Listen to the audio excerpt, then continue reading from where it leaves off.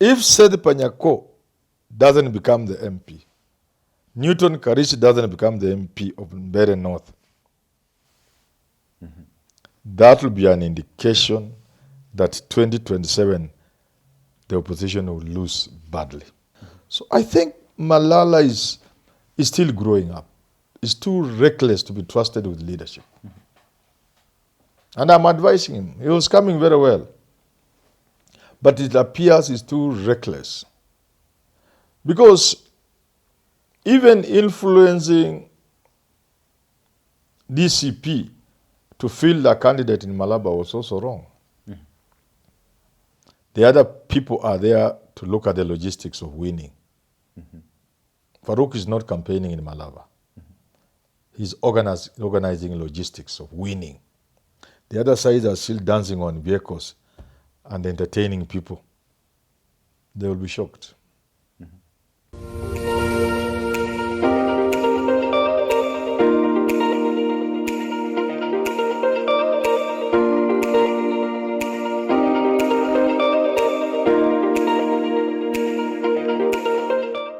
Very good day to you, ladies and gentlemen. Welcome to another episode of the Candid Talk, Kenya's most comprehensive political and public governance analysis show. My good name is Evan Sokinyi. I'm here with Professor Herman Manyora. Prof, how are you?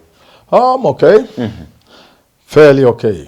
Yes. I'm looking at what is taking place at the western side of the country. Of course, the by-elections are around the corner as well. It seems as if it's a do or die for both the opposition and the government at the end of the day. But something very sensitive and serious is also happening between the opposition leaders, especially those coming from that particular area. You saw George Natembea and Cleopas Malala exchanging words and pointing fingers at each other. Of course, both of them accusing the other of working with the government, of course, mentioning President William Ruto's name there in order to scuttle the kind of unity that they're trying to achieve in that particular region. How do you weigh in that particular exchange that we witnessed between the two, first of all? Well, two things. You are right that the by-elections are a do or die for both sides. The by-election in Mbeere North, the by-election in Malaba are particularly important to both Ruto and the opposition. Yes. Important because, let me take Malaba and Mbeere North. Obviously, Seth Panyako of DAP has over 60% of the votes. In Malaba. All the way up to 65. Newton Karish has even a higher percentage. Newton Karish Managangara of DP has about 70% of the votes. Now, why is this important? If Seth Panyako doesn't become the MP, Newton Karish doesn't become the MP of Mbeere North, that will be an indication that 2027 the opposition will lose badly. So the other issue about Malala and Natembea, it's normal for politicians to do bickering, to accuse each other, but in this particular instance, I think they are out of order. What is at stake is so important. Is actually too important for it to be affected by cheap bickering. What Malala has said is dangerous to opposition unity, especially when we are having by-elections. It shows, in my estimation, Malala is yet to mature as a politician. Because assuming it is true, because I don't have the details, assuming it is true that DAP has gone against what they had agreed and supporting a candidate, is that not an issue to be handled at opposition unit level? Is that not a matter to be tabled in on a table where there's Eugene Wamalwa, Gachagua, Kalonzo, and whatever, all those people. Some sort of an in-house meeting. So Yeah, yes. of the top leadership. Yes. That I thought we agreed like this, but Netembea was in Kisa, and he was saying this. What is happening? But to say it to the public is a serious affront on opposition unity in the region. It can affect Malaba. It can affect that Kisa place. So I think Malala is still growing up. He's too reckless to be trusted with leadership. And I'm advising him. He was coming very well. But it appears he's too reckless. Because even influencing DCP to field a candidate in Malaba was also wrong. This is not the time for Boni Khalwale and Malala to play their governor bid games. Is that what you're reading from this whole fiasco? It's a bit of it. They should actually suspend their bid for governorship for now. Let the by-elections come and pass. When the by-elections are over, let them go to the field. But now, the way it is playing out, it is bringing out Malala like a little juvenile. If I get him, I'll tell him. I'll tell him, Malala. But could there be some substance into what these two leaders were saying, though, that there could be somebody who is maybe a mole of the that is government always in the opposition? that is always being said in politics. It may not be the case. It may just be people who can't see the seriousness of the whole thing. Malala may be overzealous, young blood running in him. He may just be making blunders. It may not be true that somebody has been bought. In Kenya, you know, everybody has been bought. And everybody is a mole. Yeah. Then what do you make of Natembea's response? Because he says that let him come out here cleanly and tell us who it is who eats with the president at night and then during the days with the people here. Could that now actually confirm Those are the that stupid things I'm saying. This is the wrong time to say those kind of things. It will affect their performance in the by-election. And, you know, distort, spoil opposition unity in the region. If the things are important, they discuss them at the party level, at inter-party level. Yeah. They have a forum. Table it. Because if what Malala is saying is true, it's a very substantive issue to be discussed. It's a very substantive issue. You don't need to shout in a rally. Have it discussed in a forum. Yeah. But anyway, you said you normally say here that anything is possible, by the way.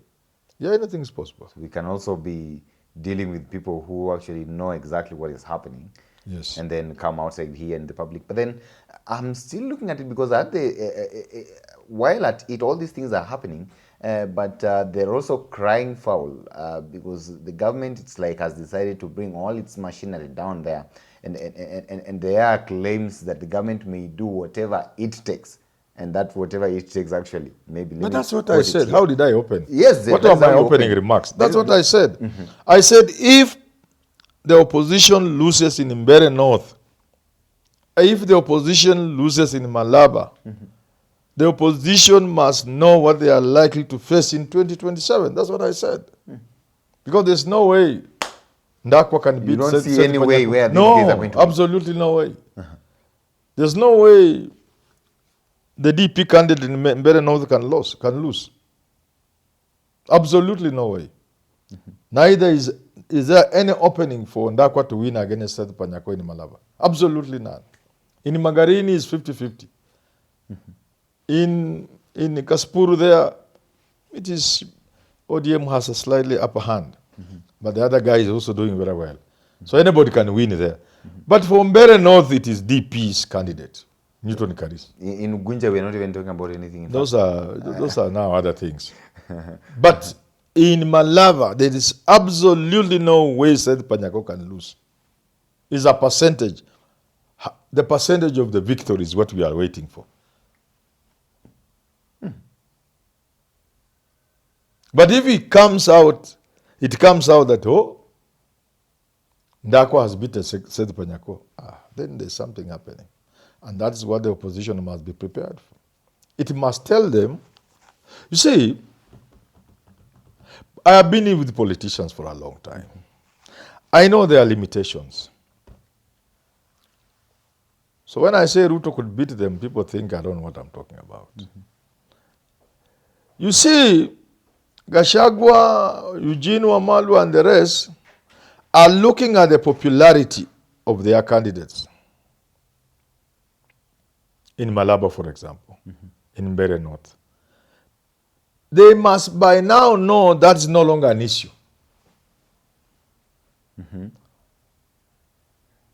Seth Panyako being popular, poised to win, is no longer an issue.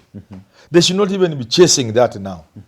They are past that. And I remember talking to ODM and Raila Odinga in 2022. I told them now we are past the stage where we are past a place where Raila's standing is known. Ruto's standing is known. So looking for votes, tumetoka huko. We must now enter the next phase for both Ruto and Raila. Now in Malaba, Yes. Malaba, the Luyas have both Ba and Va. Malaba, there's no... Both in spelling, yeah, I'm telling you, I'm a Luya. Oh, yes. Yeah, we either Malaba or Malava. The same for us. B or V. You can spell with V or B. You can pronounce it B or V. It's Luyas. Malava and different missionaries. Yes. Someone would write with B, others with V. Yes. And so on and so forth. So it's not an issue. In Malava, Seth Panyako already has the numbers. So continuing to chase the numbers is a waste of time.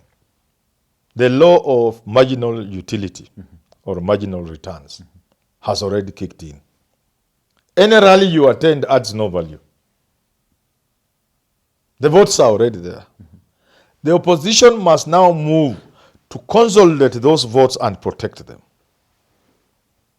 And I'm telling you, when the results are out, I'll laugh. I'll tell you I love. If they lose. Because they are now wasting energy looking for votes. The votes are already there. It is now to strategize how every vote will be mobilized. Every voter will be mobilized to go and vote. But more importantly, how every vote will count on their side. By now, the opposition must have strategized tactfully on how to man each and every polling station, on how to get party agents who will not be compromised, and the logistics. How do you handle your agents? How do they have their lunch, their allowance? How they do the shifts? How they make sure they are not compromised by the other agents inside there? Who are the people manning the polling area from far? You get it? Who are the roving agents? The media. That is where the energy they are spending now on campaign should stop and focus on how do we ensure every single vote of ours does not go anywhere. If they don't do that, I'll be laughing at them. And this is a test. If they can't do that, when they have only 2 or 3 constituencies, what will happen when they have 290? This is the test for them. Okay. No. So Have I answered your question? Yeah, you've definitely answered it, that it is about now guarding the votes. They're already mobilizing it and guarding it. mobilizing it and guarding it. But at the same time, the people who are looking at it in this perspective and wondering, how do you arrive at these estimations when okay, even if it's just a normal fair play, and we are seeing the UDA, the entire UDA brigade is down there, including the Speaker of the Senate.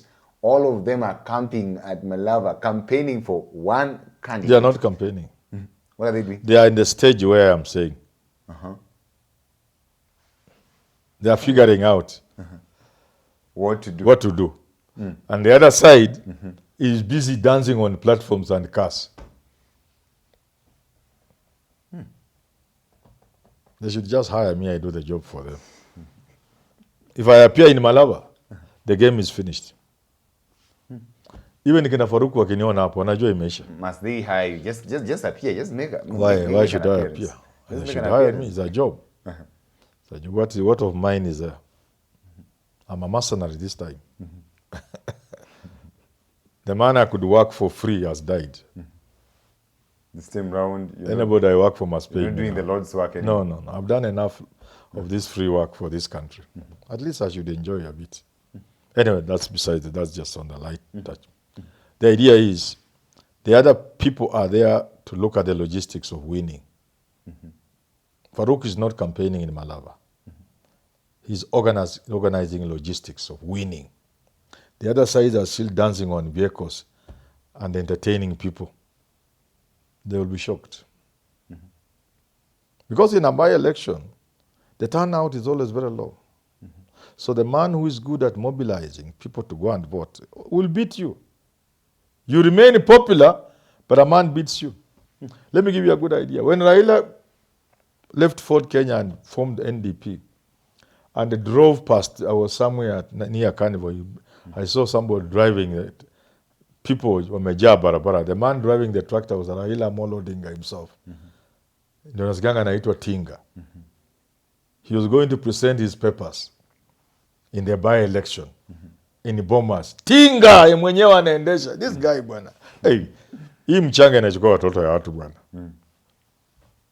You know how many votes Raila got? About 3,000 and something. By-elections, people don't turn out. Josephat Jogona Karanja, who later became vice president for some time, he got 1,000 something in Madare. Such a popular Madare, the original Madare was very big. 1,500 something, I don't know. In other words, by-elections is more a question of mobilizing people to vote and guarding your vote than dancing on the platforms. Okay. So, I've given a leakage to Gachagua now. I've given a leakage to Muturi. And I've given a leakage to Eugene Wamalwa. They should just buy me tea. I'm a simple man. Waninunulie tu chai. If they are wasting their time chasing votes, tumepita your stage. Panyako has all the votes he needs. Newton Karish has all the votes he needs. That's not the question now. The logistics of making sure people turn out to vote and of protecting that vote. You know, if Raila had learned how to protect his vote, he would have become president, finished his 10 years, long time. He would have done 15 years. He would have done 207, and that would not have counted. He would have started the first time in 2013, 2017, 2022. Angegonga hiyo miaka yote 15. Ama mwenyewe awache tu 2017. But if you look at the constitution, he would have run twice after the constitution kicked in, which means he would have won 207, won 2013, won 2017, and left in 2022. 15 good years. Only guarding his vote. I do hope that listening, ladies and gentlemen, weigh in and tell us what you actually think regarding what we are witnessing within Mbere and, of course, Malava constituency. Those are two hotly contested by-elections therein. We're waiting to see who will actually carry the day. The elections will take place later this month, and we'll be here to bring you up to date with comprehensive analysis of everything leading to that particular by-election. Allow me to stop for now till we have this conversation again. Have yourself a lovely day. Thank you for watching. My name is Evans. Okay.